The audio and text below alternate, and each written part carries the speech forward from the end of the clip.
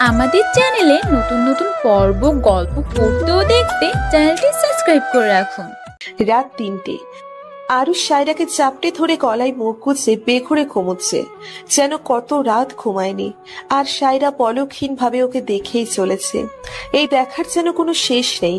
সায়রা ভাবছে কতটাই না কষ্ট দিয়েছে সে আরুষকে, কিন্তু সেই বা কি করত? সে বাধ্য ছিল এইসব করতে।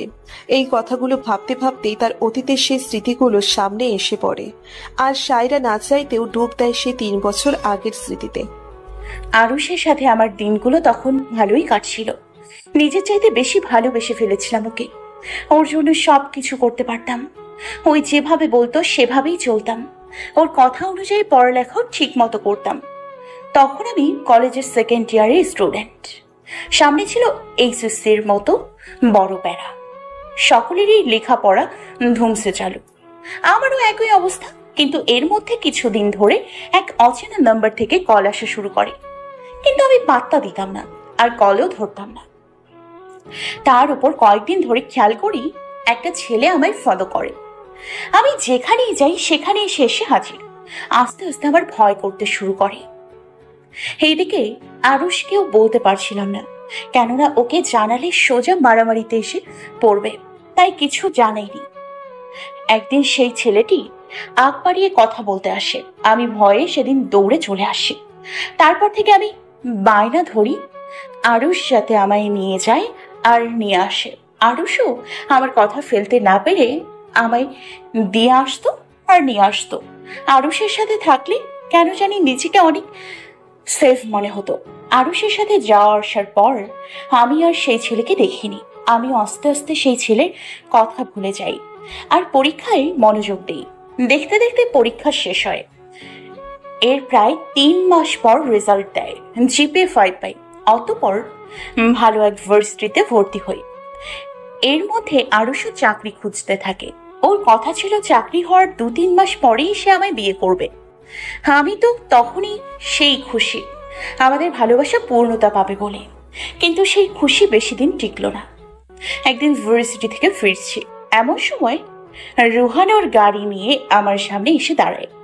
রুহান গাড়ি থেকে বের হয়ে এসে আমার সামনে দাঁড়ায়।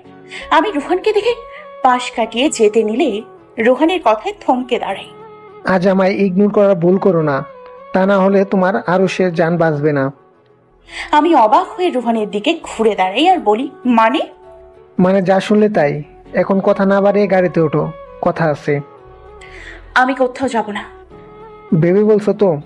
কেননা তোমার জানের জান এখন আমার হাতে। তুমি যদি এখন আমার সাথে না চলো তাহলে তোমার আরুষ আর কালকের সূর্যোদয় দেখতে পারবে না। এমন ফিল্মে ডায়লগ না মেরে কি বলতে চাচ্ছ তা বলো। ভয় হচ্ছে, কিন্তু ভয়কে পেছনে রেখে সাহস জুগিয়ে বললাম, ওকে তাহলে শোনো, তুমি এখন আমার সাথে রিলেশনে না যাও তাহলে আমি তোমার আরুষকে জানে মারতে বাধ্য হব। আর তুমি ভালো করে জানো আরুষকে রাস্তা থেকে সরাতে আমার 2 মিনিটও লাগবে না। কি যা তা বলছো? আমি যা তা বলছি, তাই না? ওয়েট। এই বলে মোবাইলে কাউকে ভিডিও কল দিল। তারপর তার সায়রার সামনে ধরল। সেখানে দেখা যাচ্ছে আরুষ ফরমাল লুকে হাতে ফাইল নিয়ে রাস্তায় রিক্সার জন্য দাঁড়িয়ে আছে। তখন হাত থেকে ফাইল পড়ে যায়। আরুষ তা উঠিয়ে কাগজগুলো ঠিক করতে থাকে। আর ওর পিছে একটা ট্রাকের মতো দাঁড়িয়ে আছে, যার ইঞ্জিন চালু। আর আরুষের পিছেই এক লোক দাঁড়িয়ে আছে, কিন্তু আরুষের সেদিকে খেয়াল নেই। সে নিচের কাগজগুলো গোছাতে ব্যস্ত। তার আশেপাশে কি হচ্ছে তার কোনো হুঁশ নেই তার। আমার একই সাথে ট্রাকটি চালু হয়ে যাবে, আর ট্রাকটির কাছে আসতেই আরুষের পিছে থাকা ব্যক্তিটি আরুষকে ধাক্কা দিয়ে সে ট্রাকটির সামনে ফেলে দিবে, আর ট্রাক আরুষের উপর দিয়ে চলে যাবে।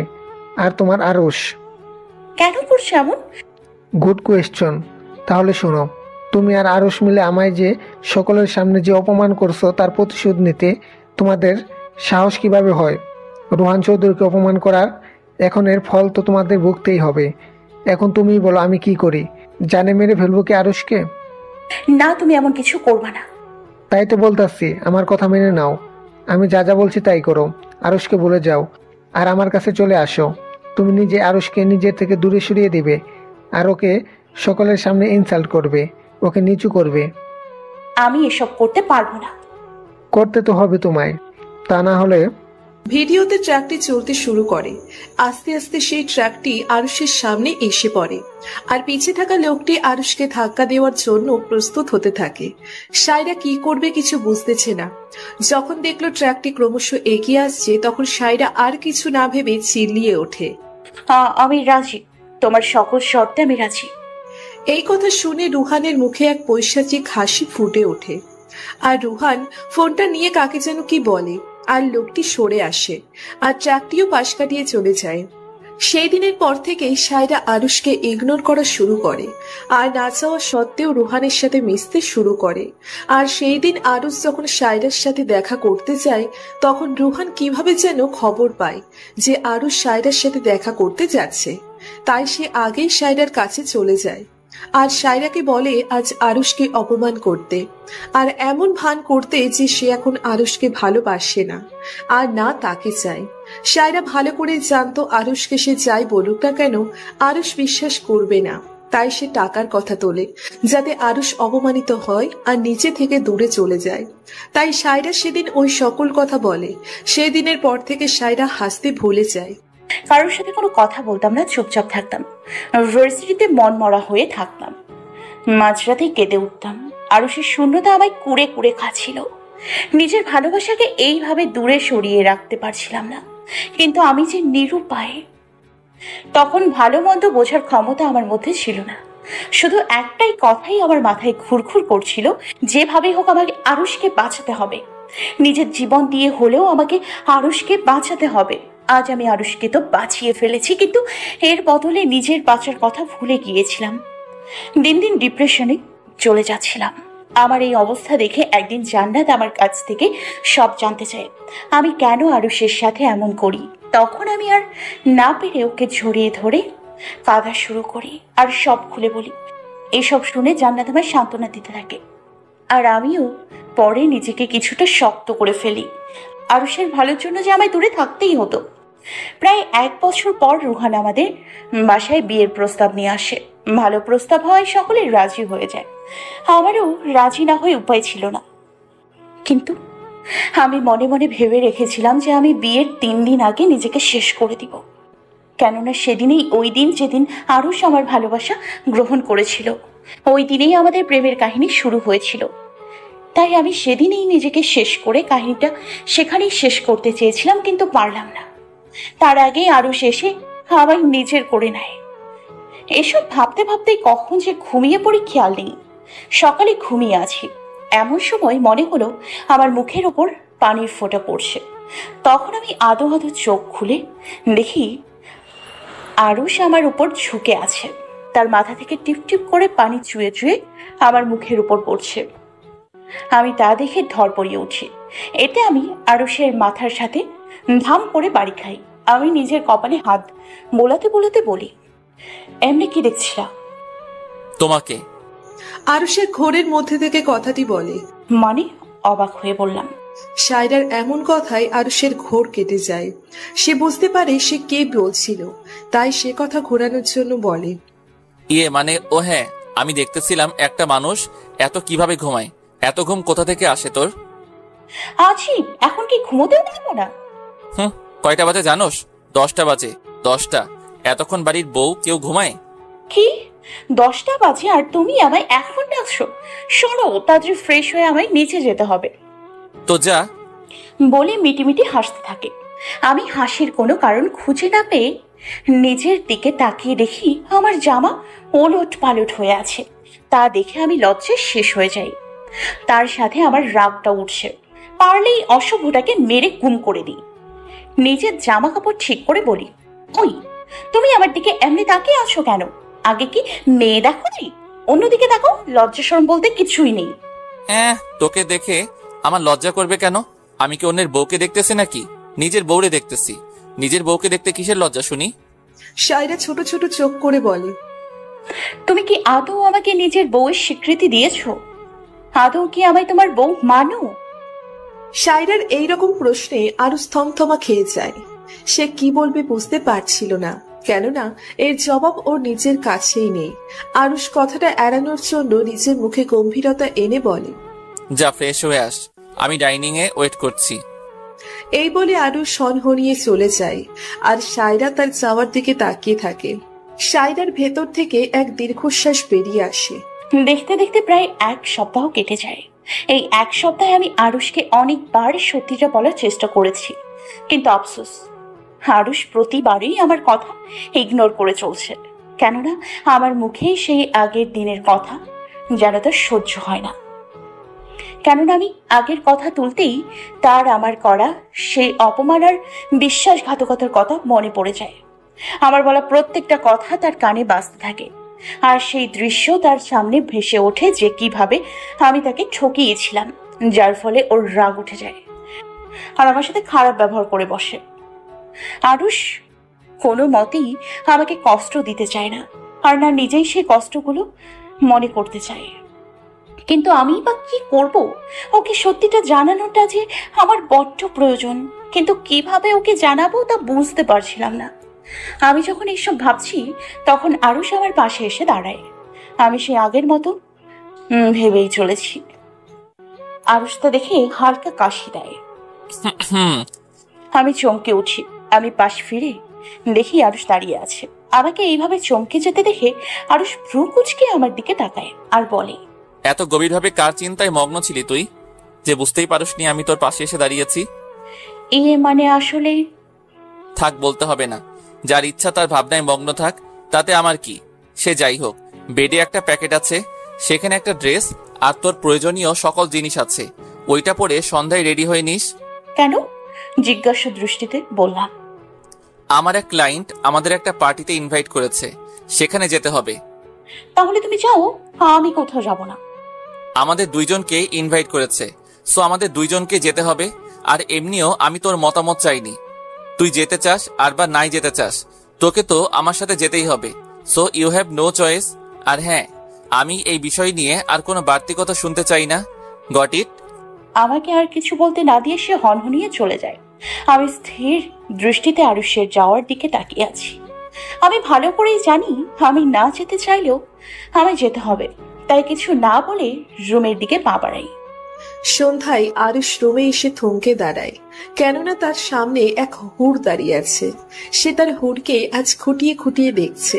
পরনে হোয়াইট অ্যান্ড ব্লু কম্বিনেশনের একটা পার্টি গাউন, তার মধ্যে ছোট্ট ছোট্ট সাদা পাথর বসানো, চোখে আইলাইনার, ঠোঁটে কফি কালারের লিপস্টিক, মুখে তেমন কোনো মেকআপ নেই, চুলগুলো স্ট্রেট করা, সামনে লেয়ার কাটা ছোট ছোট চুলগুলো কপালে এসে বারবার বাড়ি খাচ্ছে, কানে ছোট ছোট ডায়মন্ডের ইয়াররিং, হাতে সাদা পাথরের একটা ব্রেসলেট, এই সাইডে ওড়না নেওয়া, সব মিলিয়ে অসম্ভব সুন্দর লাগছে সায়রাকে। আরুষ তো নেশা ভরা চাহনিতে ওর দিকে তাকিয়ে আছে। তখন সায়রা সামনে এসে বলে, এই যে মিস্টার, রেডি হবেন না? সন্ধ্যা তো নেমেই আসলো। সায়রার কথায় আরুষের ধ্যান ভাঙে। সে কিছু না বলে আলমারি থেকে একটা ব্লু কালারের স্যুট বের করে, তারপর তা নিয়ে সোজা ওয়াশরুমে চলে গেল। পার্টিতে সকলের দৃষ্টি সায়রা আর আরুষের দিকে, কেননা তাদের একসাথে একদম সেই লাগছে, বলতে গেলে মেড ফর ইচ আদার। পার্টিতে থাকা সকল মেয়েরা আরুষের দিকে হা করে তাকিয়ে আছে। থাকবে নাই বা কেন, আরুষ আজ সায়রার সাথে ম্যাচ করে ব্লু ব্লেজার আর ব্লু প্যান্ট পরেছে, ভেতরে হোয়াইট কালারের শার্ট, চুলগুলো জেল দিয়ে সেট করা, হাতে ব্ল্যাক কালারের চেইন ওয়াচ, সব মিলিয়ে সেই পরিমাণের হ্যান্ডসাম লাগছে তাকে। নিজেও প্রথমে আরুষের দিকে হাঁ করে তাকিয়েছিল, কিন্তু তখন বুঝতে পারে সে সব মেয়েরাই আরুষের দিকে হাঁ করে তাকিয়ে আছে। তখন জেদ উঠে গেল, সে নিজের সাথে বিড়বিড় করতে লাগলো, এত হ্যান্ডসাম সেজে আসার মানে বুঝলাম না। সব মেয়েরা কেমনে তাকিয়ে আছে? অন্য জামাইয়ের দিকে এমনি কেউ তাকায়? যত সব লুচ জামাইয়াগুলি। দেখিস, তোদের ভাগ্যে একটা কালা কুমিরের মতো একটা জামাই পরবো, আমার জামাইয়ের দিকে নজর দেয়া। আমি যখন এইসব বিড়বিড় করছিলাম তখন এক ছেলে এসে আমার সামনে এসে দাঁড়ায় আর হাত বাড়িয়ে বলে, Hello, miss. I am Akash, and you? আমি কিছু বলতে যাব এর আগেই আরুষ আমার পেছন থেকে সামনে এসে সেই ছেলের হাত ধরে হ্যান্ডশেক করে দাঁতে দাঁত চেপে বলে, high mister Akash, I am Aarush Khan and she is my wife Saira Aarush Khan. Oh, I see. By the way, your wife is most gorgeous. I have to say, anyway, I have to go. Nice to meet you. এই বলে সে চলে গেল। আর আরুষ আমার হাত চেপে ধরে রাগী চোখে তাকিয়ে বলল, ভুলেও যাতে কোনো ছেলের সাথে কথা বলতে না দেখি, তা না হলে আমার চেয়ে খারাপ কেউ হবে না। এই বলে আমার হাত ধরে দাঁড়িয়ে থাকে আর তার কিছু ক্লায়েন্টের সাথে কথা বলতে থাকে। এমন সময় স্টেজে একজন মধ্যবয়স্ক লোক মাইক নিয়ে ওঠে আর সকলের উদ্দেশ্যে বলা শুরু করে। Ladies and gentlemen, may I have your attention please? সকলেই তখন তার দিকে তাকায়, সকলের দৃষ্টি এখন তার দিকে। আপনারা সকলেই জানেন আজকের এই পার্টিটি আমি আমার নিউ প্রজেক্টটি শুরু করার খুশিতে দিয়েছি, আর তার সাথে আমি 20% পার্টনারশিপ পাওয়ার খুশিতেও। আপনারা হয়তো অনেকেই জানেন না আমার সাথে এই প্রজেক্টে কে কাজ করছেন। আমাকে তার সাথে কাজ করার এই সুযোগটি করে দিয়েছেন none and only Mr Ayush Khan. হ্যাঁ, সকলেই ঠিকই শুনছেন, আমাদের এই নিউ প্রজেক্টটির সাথে মিস্টার আয়ুষ খান যুক্ত। আর আপনারা জেনে খুশি হবেন তিনি আজ আমাদের মাঝে উপস্থিত। কিন্তু আজ তিনি একা নন, তার সাথে আছে তার beautiful wife Mrs Shaira Ayush Khan. আর আজ আমাদের এই পার্টির মূল কেন্দ্রবিন্দু তাদেরকে ঘিরে। আমি মিস্টার অ্যান্ড মিসেস খানকে রিকোয়েস্ট করব স্টেজে আসতে। Please come on stage. আমি এত হোস্টিং করতে পারি না, আর না তেমন সাজিয়ে কথা বলতে পারি, তাই ভুল ত্রুটি হলে ক্ষমা চোখে দেখবেন। তখন আরুষ আমার হাত ধরে স্টেজে নিয়ে যায়, অতঃপর সকলের সামনে আমায় পরিচয় করিয়ে দেয়। তখন সেই লোকটি আবার বলে ওঠে, আমার আরেকটি ছোট্ট রিকোয়েস্ট মিস্টার অ্যান্ড মিসেস খানের কাছে, যদি তিনি আমার এই রিকোয়েস্টটি রাখতেন। জি বলুন মিস্টার রহমান। আমরা সকলেই আপনার অ্যান্ড মিসেস খানের একটি কাপল ড্যান্স দেখতে চাই, যদি আপনার কোনো আপত্তি না থাকে। আমার কোনো আপত্তি নেই, কিন্তু আমার এক শর্ত আছে। কি শর্ত? আমায় একাই নয়, বরং আজকে উপস্থিত সকল কাপলকে আমার সাথে ড্যান্স করতে হবে। Why not? I request please all the couple come on the stage. একে একে সকলে স্টেজে চলে আসে আর চারদিকে লাইট অফ হয়ে যায়। একটা ফোকাস লাইট স্টেজে এসে পড়ে আর চারদিকে মিউজিক বেজে ওঠে। আরুষ আমার এক হাত ধরে ওর কাঁধে রাখে আর এক হাত ওর হাতের ভাঁজে নিয়ে নেয়, আর ওর নিজের এক হাত আমার কোমরে রাখে। আমাকে একদম কাছে টেনে আনে, তারপর ডান্স করতে থাকে। আমার এক আঙুল ধরে ঘুরিয়ে আবার আমায় নিজের সাথে চেপে ধরে, আমাকে ঘুরিয়ে নেয়, তারপর আমাকে নিজের বুকের সাথে চেপে ধরে আর ডান্স করতে থাকে। আমার কোমর ধরে উঁচু করে ঘুরায়, সেই আগের স্টাইলে আমায় নিজের দিকে ঘুরায়। আমি ওর চোখের দিকে তাকিয়ে থাকি।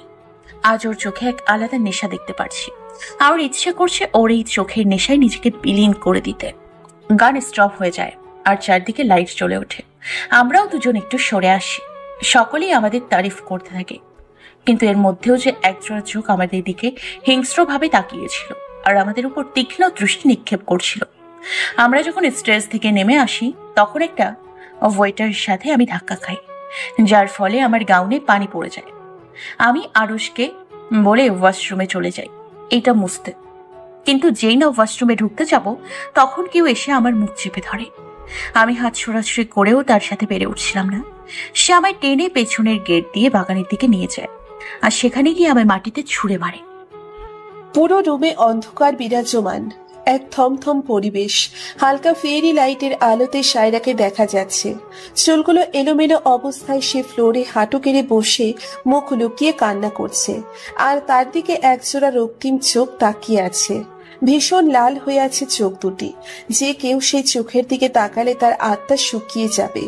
চোখ দেখে মনে হচ্ছে যেন এখনই তার চোখ দুটো দিয়ে আগুনের বর্ষণ হবে। সেই চোখ দুটোর মালিক আর কেউ না, বরং আরুষ নিজেই। কি হয়েছে তাই ভাবছেন তো? তাহলে চলুন দেখে আসি কি হয়েছিল। মাটিতে ছুঁড়ে মারার ফলে আমার হাত খানিকটা ছিলে যায়। আমি সেদিকে তোয়াক্কা না করে সামনে তাকাই। সামনে তাকিয়ে দেখি রুহান দাঁড়িয়ে আছে। আমি ওকে দেখে রেগে যাই আর উঠে কি ওর কলার ধরে টান দিয়ে বলি, কি সমস্যা কি? এরকম অসভ্যতার মানে কি? খানিকটা জোর গলায় বললাম। রুহান নিচের কলার ছাড়িয়ে বলে, খবরদার আমার সাথে উঁচু গলায় কথা বলবে না, তা না হলে এর পরিণতি খুব খারাপ হবে। কি করবে? হ্যাঁ তুমি কি করবে? পাখা গোজাইছে তাই না? এই পাখা কিভাবে কাটতে হয় তা আমি ভালো করেই জানি। তুই কি মনে করছস তোকে আমি শান্তিতে থাকতে দিব? কোনোদিনও না। তোদের দুজনকে বরবাদ করে দিব আমি। অনেক হয়েছে আর না। তোর এই ভালো মানুষের পেছনে লুকিয়ে থাকা নর পশুকে আমি সকলের সামনে তুলে ধরবই। তোর জন্য আজ আমি আমার আরুষের কাছ থেকে এত দূরে। যেখানে আমার ওর ভালোবাসা প্রাপ্য সেখানে আমি আজ ওর ঘৃণা পাচ্ছি। শুধুমাত্র তোর জন্য আজই আমি আরুষকে সব বলে দিব। রুহান এক মুচকি হেসে বলে, তোর কথা শুনলে শুনি আছে। আমি কিছু বুঝে ওঠার আগেই রুহান আমায় জড়িয়ে ধরে আর এক হাত দিয়ে আমার মাথা ওর বুকের মধ্যে জড়িয়ে ধরে, যার ফলে আমি কিছু বলতে পারছিলাম না। আর যেভাবে ধরেছে তার ফলে আমি নড়তেও পারছিলাম না। রুহান এবার বলতে শুরু করে, তুমি আমায় এত ভালোবাসো তা আমার জানা ছিল না। তুমি যে আমায় ছাড়া এক মুহূর্ত থাকতে পারো না, তাই তো সুযোগ বুঝে আজ এই পার্টিতে তুমি আমার সাথে টাইম স্পেন্ড করবে বলে আসতে বললে। আচ্ছা, এইভাবে আর কতদিন লুকিয়ে লুকিয়ে দেখা করব বলো? আমার যে আর তর্স হয়েছে না। তবে তুমি আরুষকে দিয়ে প্রপার্টিস এর পেপার সাইন করে সব সম্পত্তি নিজের নামে করাবে আর আমার কাছে চলে আসবে বলো? আমি কিছু বুঝতে পারছি না রুহান কি বলছে না বলছে আর কেনই বা বলছে। আমি সব বুঝে ওঠার আগেই কেউ এসে এক ঝাটকায় আমাকে রুহানের কাছ থেকে আলাদা করে ফেলে আর আমার গালে সজোরে থাপ্পড় বসিয়ে দেয়। আমি সামনে তাকিয়ে দেখি আরুষ রক্তিম চোখে আমার দিকে তাকিয়ে আছে। আমি কিছু বলার আগে আরুষ রুহানকে পেটাতে শুরু করে আর বলতে থাকে, তোর সাহস কিভাবে হলো সাইরার কাছে আসার? আজ তো তোকে আমি মেরেই ফেলবো। এই বলে মারতে থাকে। সকলেই মারামারির আওয়াজ শুনে বাগানে চলে আসে আর অনেক কষ্টে আরুষকে ছাড়ায়। আরুষ এখনো রাগে ফুঁসতে আছে। আমি নির্বাকের মতো সব দেখছি। কি থেকে কি হচ্ছে আমি কিছু বুঝতে পারছিলাম না। তখন আরুষ আমায় সকলের সামনে টানতে টানতে নিয়ে আসে আর আমায় গাড়িতে ছুঁড়ে মারে। ফুল স্পিডে গাড়ি চলতে থাকে।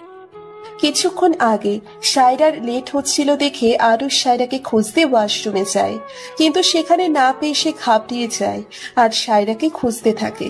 একটা ওয়েটারকে জিজ্ঞেস করলে বলে সে না সায়রাকে বাগানের দিকে যেতে দেখেছে, তাই আরুষও বাগানের দিকে যায়। আর সামনে যেতেই দেখে রুহান সায়রাকে জড়িয়ে ধরে দাঁড়িয়ে আছে, যা দেখে আরুষের মাথা গরম হয়ে যায়। যেহেতু সায়রা উল্টো ঘুরেছিল তাই আরুষকে দেখেনি, কিন্তু রুহান ঠিকই দেখেছিল, তাই সে তখন সায়রাকে জড়িয়ে ধরে ওইসব বলে। বর্তমানে আরুষ আমার কান্না দেখে আরো রেগে যায় আর আমার সামনে এসে আমার চুলের মুঠি ধরে আমাকে টেনে দাঁড় করায় আর আরেক হাত দিয়ে আমার গাল দুটো চেপে ধরে বলে, তোর কয়জনকে লাগে শুনি? আমার দ্বারা বুঝি তোর হচ্ছে না? আমি তোর মনের জ্বালা নিভাতে পারছি না নাকি যে বারবার তোকে রুহানের কাছে যেতে হয়? এখন কি আছে রুহানের মধ্যে যা আমার মধ্যে নেই? রুহান তোকে এমন কি দিয়েছে যে বারবার তুই ওর কাছে ছুটে চলে যাস? আমার গাল দুটো চেপে ধরায় আমি কিছু বলতে পারছিলাম না। আর এইসব শোনার পর আমার চোখ থেকে অঝরে পানি পড়তে থাকে। তা দেখে আরুষ বলে, একদম ন্যাকা কান্না করবি না। এইসব কুমিরের চোখে জল এখন আমায় গলাতে পারবে না। কেন আবার আমায় ধোকা দিতে চাইলি শুনি? আমার টাকা বেশি বলে সব সম্পত্তি নিজের নামে করে আবার তুই সেই রুহানের কাছে যেতে চাইলি কেন রে? কেন? আমি তোকে খুশি রাখতে পারতেছি না নাকি তোর ভিতরের জ্বালা মিটাতে পারছি না? বল, তোর কাছে কি কখনোই আমি আমার ভালোবাসার দাম পাবো না? এত কিছু করার পরও আমি শুধু তোকেই চেয়েছি, তোকে আপন করে নিয়েছি, কিন্তু তুই কি করলি? আমায় আবার ধোকা দিলি, বারবার আমায় আঘাতই করলি। তুই আসলে ভালোবাসার যোগ্যই না। এই বলে আমায় ধাক্কা দিয়ে ফেলে দিল। আমি কান্না করতে করতে বলি, আমার কথাটা শোনো, তুমি যা ভাবছো তা ভুল। আমাকে চুপ, একদম চুপ। তুই কি ভাবিস আমাকে যে এখন তুই বলবি সব মিথ্যা আর আমি মেনে নিব? এতই বোকা মনে হয় আমায়? যা দেখেছি নিজের চোখে দেখেছি আর যা শুনেছি নিজের কানে শুনেছি। আসলে এতে তোর কোনো দোষ নেই, সব দোষ আমারই। আমি এক চরিত্রহীনা মেয়েকে ভালোবেসেছি যার কিনা চরিত্রের কোনো ঠিক নেই, যার নাকি একজনকে দিয়ে হয় না, তার তো 4-5 জন লাগে। নিজের দেহকে তো সবার মাঝে বিলীন করতে ভালো লাগে। যত সব চরিত্রহীনা জানি কোথাকার। একটা মেয়ে সব সহ্য করতে পারে, কিন্তু নিজের চরিত্র নিয়ে কোনো কথা সহ্য করতে পারে না। সায়রাও পারেনি। সায়রা এইসব শুনে আর নিজেকে ধরে রাখতে পারল না। সে আরুষের সামনে গিয়ে ওর গালে সজোরে একটা থাপ্পড় মারে। সায়রার শরীর ডাকে থরথর করে কাঁপছে। আরুষ থাপ্পড় খেয়ে রেগে সায়রাকে কিছু বলতে যাবে, তার আগেই সায়রা আবার আরুষের গালে একটা থাপ্পড় বসিয়ে দেয় আর চিৎকার করে বলে, বাস আর না, অনেক বলেছো তুমি। আমার চরিত্র নিয়ে আর একটা কথা আমি সহ্য করব না। আমার চরিত্র নিয়ে কথা বলার সাহস কারণ নেই। ভালোবাসি বলে এই না তুমি যা বলবে তা আমি চুপচাপ সহ্য করব। আরে জানো কি তুমি, হ্যাঁ, আমি এইসব কেন করেছি? কেন তোমায় দূর করেছি? কেন তোমায় কষ্ট দিয়েছি? কিছুই তো জানো না। তোমায় যা দেখিয়েছি তাই বিশ্বাস করেছো। এর পেছনে থাকা সত্যি তুমি কখনো জানতেই চাওনি। কতবার বলতে চেয়েছি, কিন্তু তুমি তো শুনতে নারাজ। আরুষ আর সায়রার এমন জোরে জোরে কথা বলার ফলে আরুষের বাবা মা ওদের রুমের সামনে হাজির হয় আর দরজা ধাক্কাতে থাকে, কিন্তু ওরা কেউ খোলে না। উল্টে আরো জোরে আরুষের গলা ভেসে আসে। কি বলবি তুই? হ্যাঁ, কি বলবি? তোর বলার মতো কিছু আছে নাকি? আর কিসের সত্যি কথা বলছিস তুই? কোনো সত্যি নেই এইখানে। এইটা সত্য, তুই চরিত্রহীনা। ব্যাস, আজ তুমি চুপ থাকবে আর আমি বলবো। অনেক সহ্য করেছি আর না। জানতে চাও কেন করেছিলাম সেদিন এমন? তাহলে শোনো। তোমার জন্য করেছিলাম সব সেদিন। তোমাকে ওই রুহানির হাত থেকে বাঁচানোর জন্য এইসব করেছিলাম। তারপর সায়রা সেই শুরু থেকে আজকের ঘটনা পর্যন্ত সব খুলে বলে। সব শুনে আরুষ স্তব্ধ হয়ে যায়। যে কিছুতেই এসব মানতে পারছে না, সে নিজেকে সামলিয়ে বলে, মিথ্যে, সব মিথ্যে। তুই সব বানিয়ে বানিয়ে বলছিস।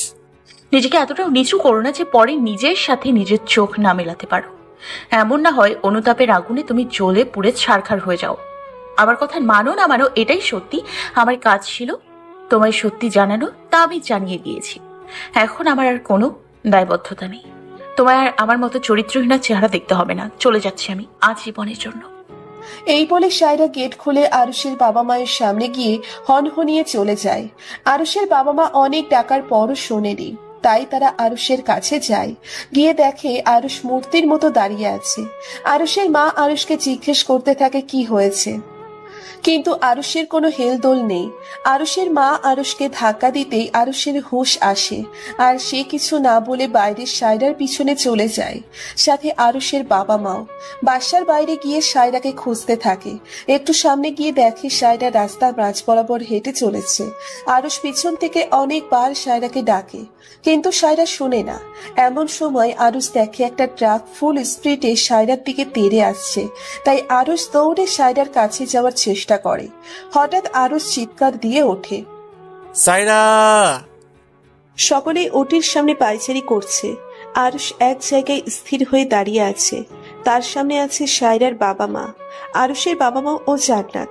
সকলের চেহারাতে এক দুশ্চিন্তার ছাপ। কিছুক্ষণ পরেই ওটির লাল লাইটটা অফ হয়, আর ভেতর থেকে এক ডাক্তার আর নার্স কথা বলতে বলতে বের হয়। আরুষ দৌড়ে ডাক্তারের কাছে যায়, সাথে সকলে তার সামনে গিয়ে দাঁড়ায়। ডাক্তার, সায়রা কেমন আছে? ও ঠিক আছে তো? কিছু হয়নি? কি হল, আপনি কথা বলছেন না কেন? কুল ডাউন মিস্টার খান, আমাকে বলার সুযোগ দিন। বলুন না, সায়রা ঠিক আছে তো? ইয়েস, শি ইজ ফাইন, কিন্তু এখনো সঠিকভাবে বলতে পারছি না, কেননা তিনি বেশ জোরেই মাথায় আঘাত পেয়েছেন। যদি 24 ঘন্টার মধ্যে তার জ্ঞান না ফিরে, তাহলে আমাদের ভয় আছে যে তার হয়তো শর্ট মেমোরি লস হতে পারে। মানে তিনি হয়তো কিছু সময়ের জন্য স্মৃতি মুছে যেতে পারে। যে কোনো ব্যক্তি তার স্মৃতি থেকে পুরোপুরি মুছে যেতে পারে, কিন্তু এমন হওয়ার চান্স খুবই কম। তাও আমরা কিছু গ্যারান্টি দিয়ে বলতে পারছি না। এই বলে ডাক্তাররা চলে যায়, আর আরুষ সেখানে ধপ করে বসে পড়ে। তার মাথায় এখন শুধু সেই ডাক্তারের বলা কথাগুলোই ভনভন করছে, আর নিজেই নিজেকে বলছে, তাহলে কি সায়রা তাকে ভুলে যাবে? ভুলে যাবে যে সে আরুষের? সায়রা ভুলে যাবে যে সে আরুষকে ভালোবাসে? না, সায়রা কিছুতেই ভুলতে পারবে না। আমি ভুলতে দেব না ওকে। ওকে আমায় মনে রাখতে হবেই। তখন জান্নাত এসে আরুষের কাঁধে হাত রাখে, আর তা দেখে আরুষ বলে, সব আমার দোষ, তাই না জান্নাত? আজ আমার জন্য সায়রার এমন অবস্থা, তাই না? আমি ওকে বাঁচাতে গিয়ে নিজে আঘাত করে ফেললাম। আমি অনেক বাজে, তাই না? আজ ওর এই অবস্থার জন্য শুধু আমি দায়ী। কেন যে আমি আগে ওর কথাগুলো শুনলাম না? কেন? দেখেন ভাইয়া, আমি জানি না আপনাদের মাঝে কি হয়েছে, কিন্তু এতটুকু বুঝেছি যে হয়তো অনেক বড় কিছুই হয়েছে, যার জন্য আজ আপনাদের দুইজনের আজ এই অবস্থা। কিন্তু আজ সায়রার সাথে যা হয়েছে তা অনিচ্ছাকৃত। আপনি তো ওকে বাঁচাতে চেয়েছিলেন, কিন্তু দুর্ভাগ্যবশত সায়রা আঘাত পেয়ে যায়। এটাতে তো আপনার কোনো দোষ নাই। না, আমারই দোষ। না আমি ওকে ওইসব বলতাম, আর না ও আমার সাথে রাগ করে বের হতো আর এইসব হতো। কি হয়েছিল তখন তাই তো ভাবছেন? তাহলে চলুন কিছু সময় আগে গিয়ে ঘুরে এসে দেখি কি হয়েছিল। যখন আরুষ বাসার বাহিরে গিয়ে সায়রাকে খুঁজতে থাকে, তখন একটু সামনে গিয়ে দেখে সায়রা মাঝ রাস্তায় বরাবর হেঁটে চলেছে। আরুষ পিছন থেকে অনেকবার সায়রাকে ডাকে, কিন্তু সায়রা শোনে না। এমন সময় আরুষ দেখে একটা ট্রাক ফুল স্পিডে সায়রার দিকে তেড়ে আসছে। তাই আরুষ দৌড়ে সায়রার কাছে যাওয়ার চেষ্টা করে আর গিয়ে সায়রাকে বাঁচিয়েও ফেলে। সে সায়রাকে নিয়ে রোডের অন্য পাশে ফেলে আর ট্রাকটিও অন্য পাশ দিয়ে চলে যায়। আকাশ ভয়ে সায়রাকে আগলে রাখে, কিন্তু শেষ আর রক্ষা হয়নি। আরুষ উঠে যখন সায়রাকে ওঠাতে চায় তখন সে দেখে পাশে রক্ত। তা দেখে আরুষ ভয় পেয়ে যায়। সে আস্তে আস্তে সায়রাকে ডাকতে থাকে, কিন্তু না, সায়রার কোনো হেলদোল নেই। সে সায়রাকে নিচের বাহু ধরে নিতেই দেখে সায়রা যেখানে পড়েছিল সেখানে একটা বড় ইটের টুকরো, আর ইটের গায়ে রক্ত, আর সায়রার মাথা থেকে অনবরত রক্ত পড়েই চলেছে। আরুষের বুঝতে দেরি নেই কি হয়েছে। তখন আরুষ চিৎকার করে বলে ওঠে, সাইরা, সাইরা চোখ খুলো, এই সাইরা। তখন আরুষের বাবা মা আসে আর সায়রা এর এমন অবস্থা দেখে তাড়াতাড়ি ওকে নিয়ে হসপিটালের জন্য রওনা দেয়। যা হওয়ার হয়ে গিয়েছে, তা তো এখন আমরা বদলাতে পারবো না। এখন আল্লাহ বাদে কেউই আমাদের সাহায্য করতে পারবে না। এই কথা শুনে আরুষ আর দেরি না করে অজু করতে চলে যায় আর হসপিটালে নামাজ ঘরে গিয়ে নামাজ পড়তে থাকে। মোনাজাতের সময় চিৎকার করে কান্না করতে থাকে আর আল্লাহর নিকট সায়রাকে ভিক্ষা চেতে থাকে। আরুষের এমন পাগলামো দেখে সবার চোখে পানি চলে আসে। 18 ঘন্টার মাথায় সায়রার জ্ঞান ফেরে। সকলেই আল্লাহকে শুকরিয়া আদায় করে। আরও সেই খবর পাওয়ার সাথে আল্লাহকে শুকরিয়া আদায় করে এবং দ্রুত সায়রার কাছে যায়। সায়রা আস্তে আস্তে চোখ খোলে। চারিদিকে সকলেই ওকে ঘিরে দাঁড়িয়ে আছে। সকলেই একে একে সায়রাকে একটা ঝেঁটা জিজ্ঞেস করে। সায়রা হু হ্যাঁ জবাব দেয়। আকাশ দূর থেকে দাঁড়িয়ে সায়রাকে দেখছিল। একে একে সকলে বেরিয়ে যায়। সায়রা দরজার দিকে তাকাতেই আরুষকে দেখতে পায়। সে আরুষের দেখে মুখ ঘুরিয়ে নেয়। আরুষ ধীর পায়ে সায়রার দিকে যায়। একটা চেয়ার টেনে সায়রার সামনে বসে। ওর হাত দুটো নিচের হাতের ভাঁজে নেয়। সায়রা এখনো অন্যদিকে মুখ করে শুয়ে আছে। কি আমার দিকে তাকাবে না? কথা বলবেন আমার সাথে? সায়রা অবাক হয়ে আরুষিকে দেখছে, কেননা আরুষ আজ প্রথমবার ওকে তুমি করে বলছে, কিন্তু অতঃপর নিজেকে সামলিয়ে আবার অন্যদিকে মুখ ঘুরিয়ে নেয়। আমি জানি আমার কোনো ক্ষমা নেই। আমি তোমার কাছে ক্ষমা চাইবো না। তুমি আমাকে শাস্তি দাও, কিন্তু তা আমার কাছে থেকে। আমি তোমার দেওয়া সকল শাস্তি মাথা পেতে মেনে নিব। আমাকে তুমি শাস্তি দাও, কিন্তু আমাকে ছেড়ে যেও না প্লিজ। আমি বাঁচবো না তোমাকে ছাড়া। তুমি আমায় চোখের সামনে যা দেখেছো, যা বলেছো, আমি তাই বিশ্বাস করেছি, কিন্তু তার পিছে লুকিয়ে থাকা সত্যটা আমি বোঝাতে পারিনি, বুঝতে পারিনি তোমার ভালোবাসা। Sorry for that. তুমি আমায় বারবার সত্যি বলতে চেয়েছো, কিন্তু আমি শুনতে চাইনি। প্রত্যেকবার আমি তোমায় অপমান করেছি, তোমার ভালোবাসাকে মিথ্যা বলেছি। মাফ করে দিও। না আছে তোমার প্রতি অভিমান, না আছে রাগ, আছে অভিযোগ। দোষ তো আর তোমার না, আমার। আমি এই তোমায় নিজের থেকে বেশি ভালোবেসেছিলাম, তাই তো আজকে আমার তার মূল্য দিতে হচ্ছে। আমি নিজেই ভেঙে গেছি। আমি নতুন করে সব শুরু করতে চাই, কিন্তু তা তোমার সাথে না। নিজের মতো করে আমি আর সবার মতো স্বার্থপর হতে চাই, নিজের জন্য ভাবতে চাই। সবার কথা ভাবতে ভাবতে আজ আমি নিজেই সব হারিয়েছি। পদে পদে অপমানিত হয়েছি, চরিত্রহীন প্রমাণিত হয়েছি। আর চাই না কোনো অপবাদ। তুমি আমার কাছে থাকলে আমার সেই কথাগুলো বারবার তাড়া করে, আমাকে আরো কষ্ট দেয়। বারবার তোমার বলা কথাগুলো আমার কানে বাজে। আমি আর পারবো না এসব সহ্য করতে। তাই প্লিজ তুমি চলে যাও এখান থেকে, থাকতে দাও আমার মতো করে।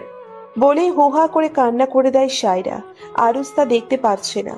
তার কষ্ট হচ্ছে, খুব কষ্ট হচ্ছে। আরুষ সায়রার কাছে যেয়ে তাকে নিচের বুকের মধ্যে জড়িয়ে ধরে।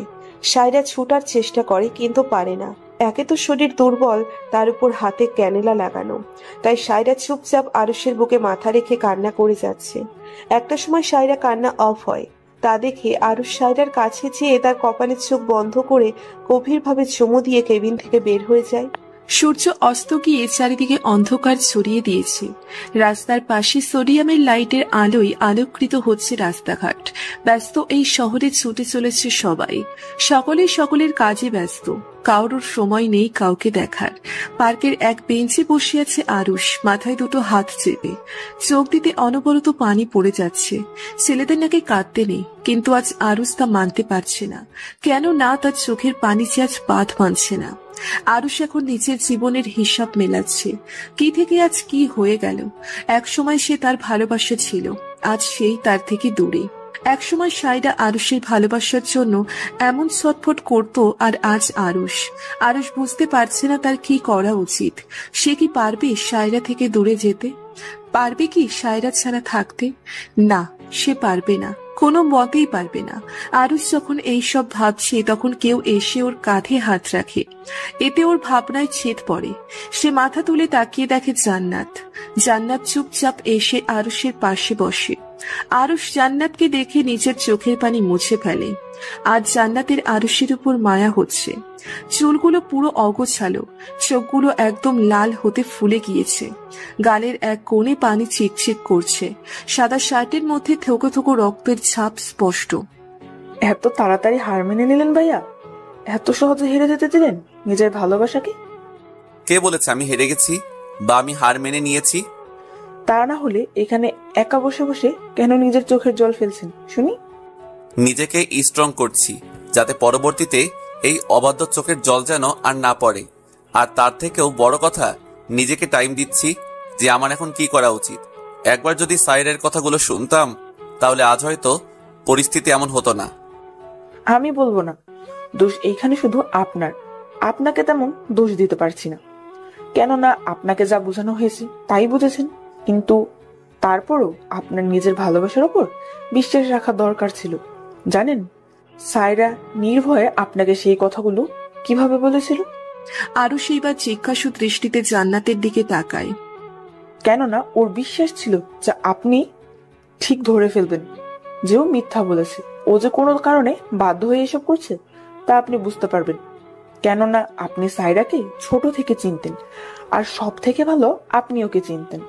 ওর হঠাৎ এমন বিহেভিয়ার করার পেছনে যে কোনো কারণ আছে তা আপনার 1 মিনিটে বোঝার কথা ছিল, কিন্তু আফসোস আপনি তা বুঝেননি। আপনি শুধু ওর মুখের কথাগুলোর উপরই বিশ্বাস করেছিলেন, ওর মনের কথাটা বোঝার চেষ্টা করেননি, অবিশ্বাস করেছিলেন ওকে আর ওর ভালোবাসাকে। কিন্তু তাও সায়রা আপনার প্রতি নিজের ভালোবাসাকে কমতে দেয়নি, সকল কষ্ট মুখ বুঝে সহ্য করেছে, কেননা ওর নিজের ভালোবাসার প্রতি বিশ্বাস ছিল যে আপনি ঠিকই তার হবেনি, আর ঠিক আপনি ওরই হলেন। বড্ড বেশি কষ্ট দিয়ে ফেলেছি না ওকে? আদৌ কি সে আমায় মাফ করবে, মেনে নিবে আমায়? একটা কথা মনে রাখবেন ভাইয়া, যদি দেখেন ভালোবাসার মানুষটিকে আপনি কিছুতেই ক্ষমা করতে পারছেন না, তাহলে ভেবে নেবেন যে আপনার মনের মধ্যে কখনো তার জন্য ভালোবাসা ছিলই না। কারণ ভালোবাসার মানুষ যতই কষ্ট দিক না কেন তার উপর রাগ করে থাকা যায় না, আর তাকে কষ্ট দেওয়াও যায় না। তাকে কষ্ট দিলে নিজেকে তার থেকে বেশি কষ্ট অনুভব করতে হয়। হয়তো কিছু সময় রাগ অভিমানের জন্য ভালোবাসা প্রকাশ করা যায় না, কিন্তু তাই বলে ভালোবাসা কমে গেছে তা ভাবা বোকামি। তাই বলছি, আপনারা এখন সর্বপ্রথম দায়িত্ব সাইরাই রাগ ভাঙানো আর ওকে আপন করে নেওয়া, ওর না চাওয়া সত্ত্বেও ওকে নিজের সাথে বেঁধে রাখা।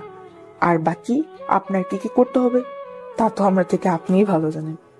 আরুষ এতক্ষণ মন দিয়ে জান্নাতের কথাগুলো শুনছিল। জান্নাতের কথা সে বুঝে গিয়েছে যে তার কি করতে হবে।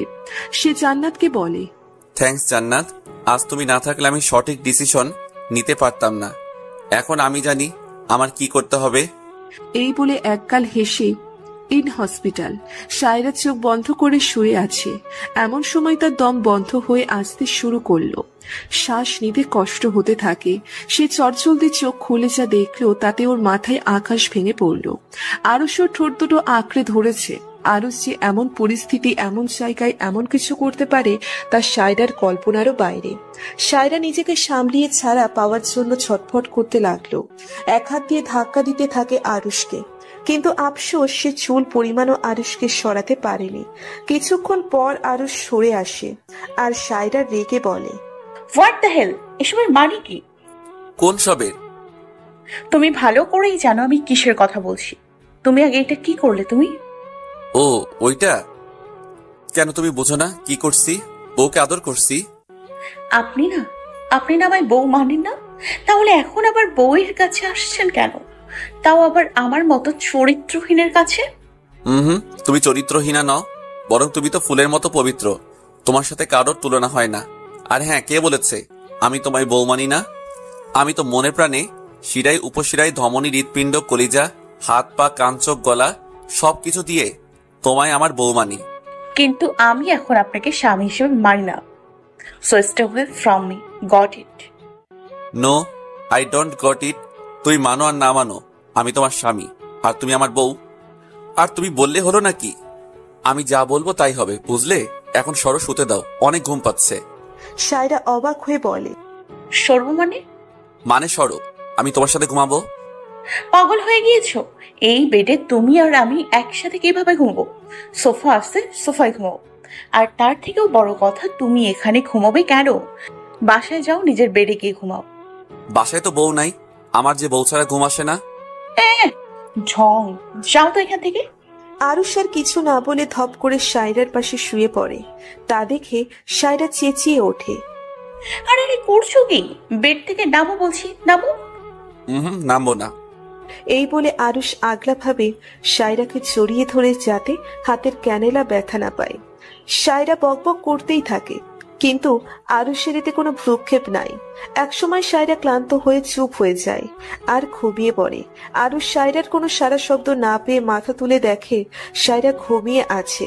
তা দেখে আরুষ বলে, তুমি চাও আর না চাও, থাকতে তো তোমায় আমার সাথে হবে।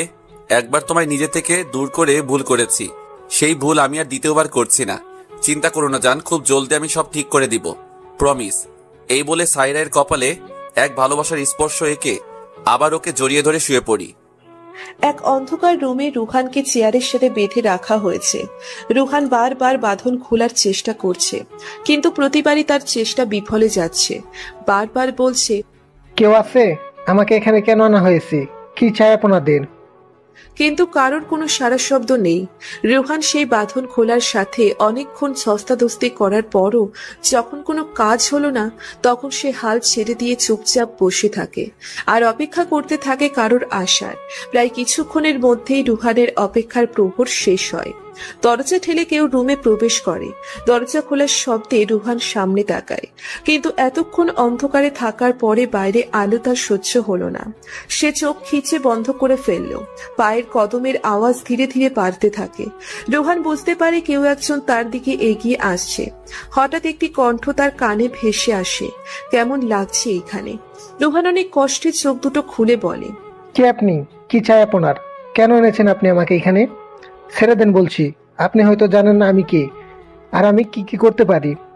আমি ভালো করে জানি তুই কে আর কি কি করতে পারিস। আর রইল, তোকে এইখানে কেন এনেছি তা তুই একটু পরে জানতে পারবি। মানে কি কি বলতে চাইছেন আপনি? আর কে আপনি? আমি কি বলতে চাইছি তা তুই ভালো করে বুঝেছিস আর জানতে চাস আমি কে, তাই না? তো শুনে রাখ, আমি তোর জম। দেখতে চাইবি না তোর জম দেখতে কেমন? তখনই রুমের সকল লাইট জ্বলে ওঠে। চোখে আলো পড়ায় রুহান চোখ খিচে বন্ধ করে ফেলে। পরে আস্তে আস্তে চোখ খুলে সামনে যাকে দেখে, তাকে দেখেই রুহানের চোখ ছানা পোড়া। কেননা সামনে আর কেউ না, আরুষ দাঁড়িয়ে আছে, তাও আবার তার দিকে অগ্নি দৃষ্টিতে তাকিয়ে, যেন এখনই ওর চোখ দিয়ে আগুন ঝরে পড়বে। আরুষকে এইভাবে দেখে ভয়ে রুহানের গলা শুকিয়ে যায়, কপালে বিন্দু বিন্দু ঘাম জমতে শুরু করে। রুহান নিজেকে কোনো মতে সামলিয়ে বলে, এসব কি হচ্ছে আরুষ? আমায় তুই কেন এখানে এভাবে বেঁধে রেখেছিস? যেতে দে আমায়। তোকে এইখানে এক বিশেষ কারণে আনা হয়েছে। কি কারণে? আরে আরে, তুই এত ঘামছিস কেন? আজ তো এত গরমও নয়, তার উপর রুমে তো ফ্যান চলছেই। তেমন কিছু না, তার আগে তুই বল কেন আমায় এখানে এভাবে আটকে রেখেছিস? যেতে দে আমায়। হো তাই তো, কেন এনেছি তোকে আমি এইখানে? মনে পড়েছে, তোকে তোর সকল অপকর্মের শাস্তি দিতে। আসলে তোর পাপের খরানা এখন ভরে গেছে, তাই তোকে তো এখন শাস্তি পেতেই হবে। কি বলছিস এইসব? কিসের শাস্তি? কিসের কি? রুহানের এমন কথায় আরুষ রেগে যায় আর ধাপ করে রুহানের হাতের উপর নিজের হাত দুটো চেপে ধরে বলে, কিসের কি, তাই না? এত ইনোসেন্ট কিভাবে সাজতে পারিস তুই, যেন তুই কিছুই করসনি? কেন করলি তুই এসব আমার আর সাইরার সাথে? কেন আলাদা করলি আমাদের, বল? হঠাৎ রুহান হু হু করে হেসে ওঠে আর তারপর বলে, তাহলে শেষ পর্যন্ত সায়রা তোকে সত্যিটা বলেছে, কিন্তু তাতে কি? আমার যা করার ছিল আমি করে ফেলেছি। তোদের দুইজনের মাঝে ভুল বুঝাবুঝি সৃষ্টি করে যে এখন সম্পর্কে ফাটল ধরে গিয়েছে। আরুষ রুহানের হাত দুটো আরো চেপে ধরে বলে, কেন করলি এমন, বল? কেন করলি এমন? শুধুমাত্র তোর আর সায়রা থেকে প্রতিশোধ নিতে। তোর জন্য আমি সায়রাকে নিজের করতে পারিনি, নিজের করে পাইনি। সেই কলেজ লাইফ থেকে আমি ওকে ভালোবাসি, কিন্তু ও তোকে ভালোবাসতো। তুই বাদে অন্য কাউকে পাত্তা দিত না, সেজন্য ও আমায়ও পাত্তা দেয়নি, ইগনোর করেছে আমায়। রোহান চৌধুরীকে ইগনোর করেছে সে বাবা যায়। এটা আমার ইগুতে লাগে, তাই চেয়েছিলাম ওকে পটাতে, তাই তোর সাথে বন্ধুত্বের নাটক করি। কিন্তু যখন আমি ওকে প্রপোজ করি তখন তুই আর সায়রা মিলে আমায় পুরো ভার্সিটির সামনে অপমান করলি আর আমায় মারলি। তখন ওই জিদ চেপে বসেছিল যে তোকে আর সায়রাকে আমি আলাদা করেই রাখবো। তাই তো আমি সায়রাকে ভয় দেখাই যে যদি ও আমার কথা না মানে তাহলে আমি তোকে শেষ করে ফেলবো। আর সায়রাও মেনে যায়, সক্ষম হয় তোদের আলাদা করতে। কিন্তু তাতেও আমার মন ভরেনি।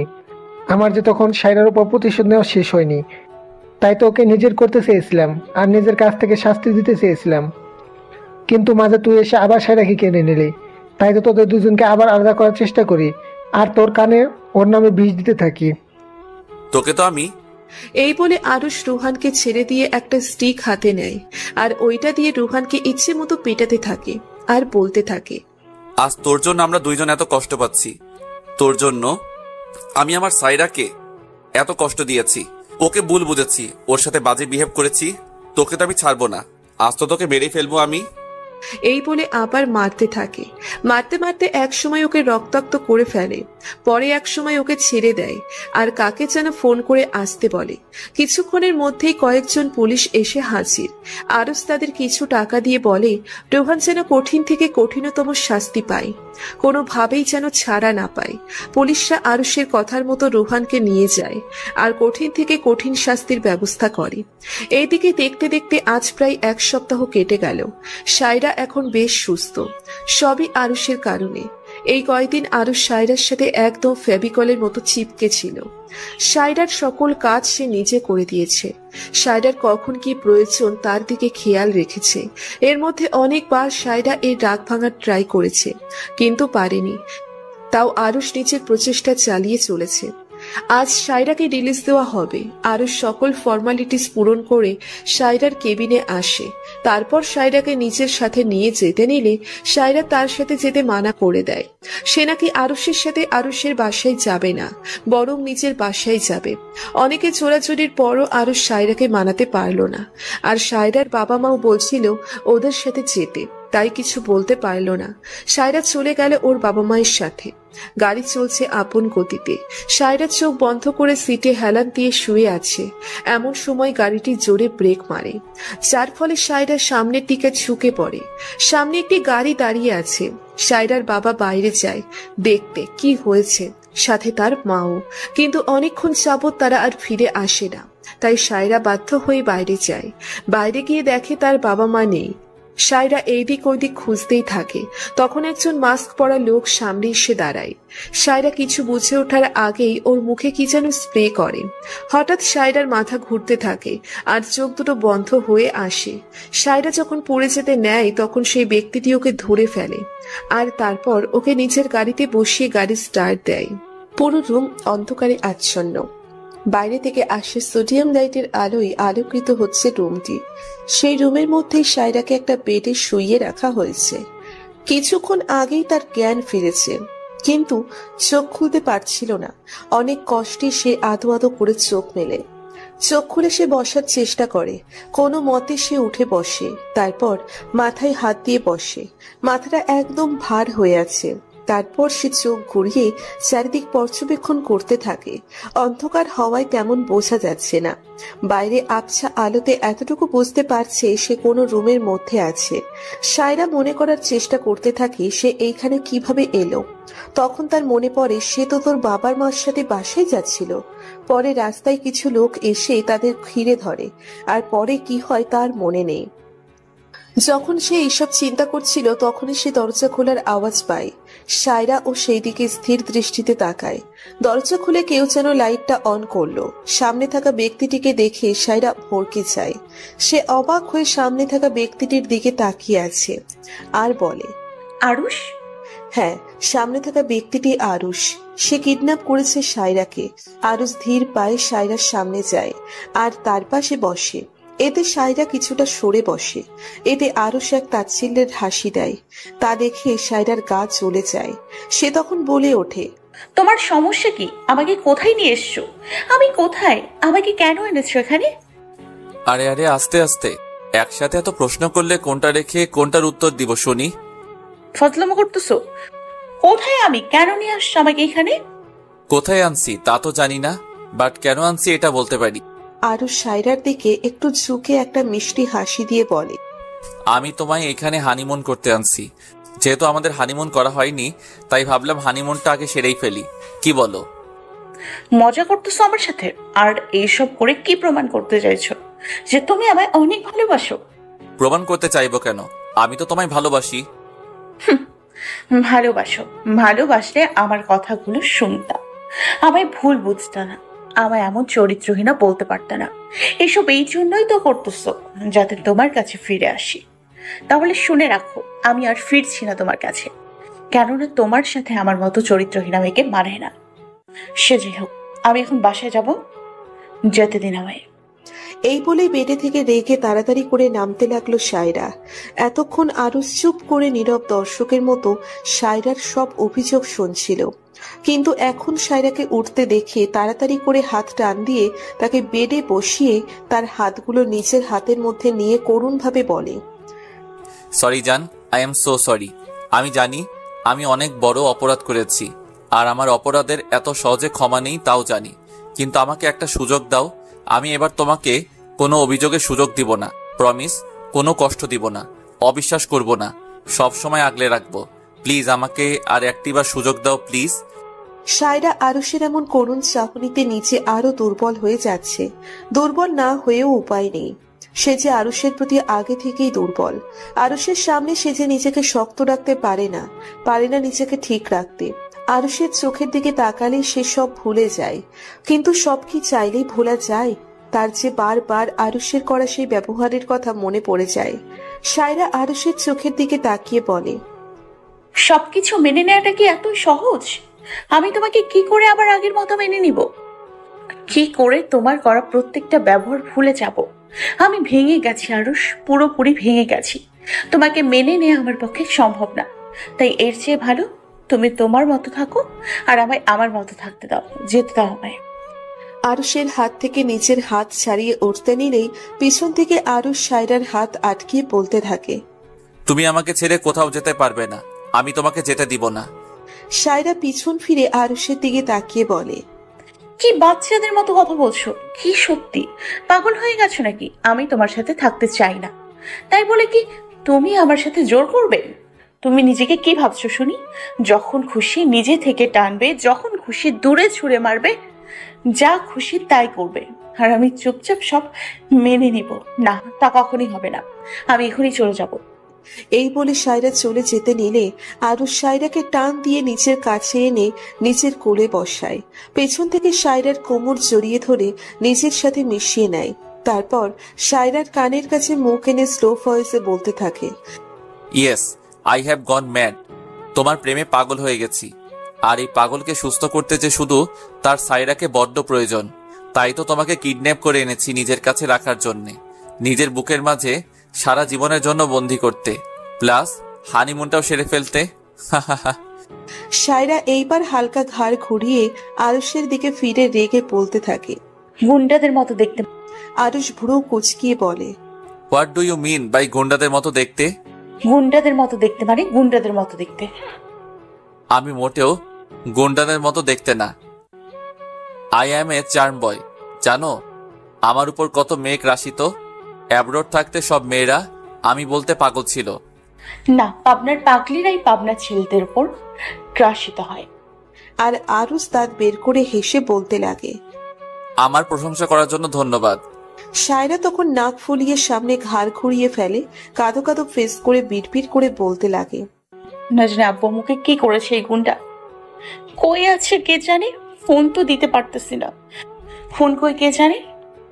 আরুষ সায়রার ঘাড়ে নিচের থুতনি রেখে মুচকি হেসে সায়রার গালের সাথে গাল লাগিয়ে বলে, তা নিয়ে তোমাকে ভাবতে হবে না জান।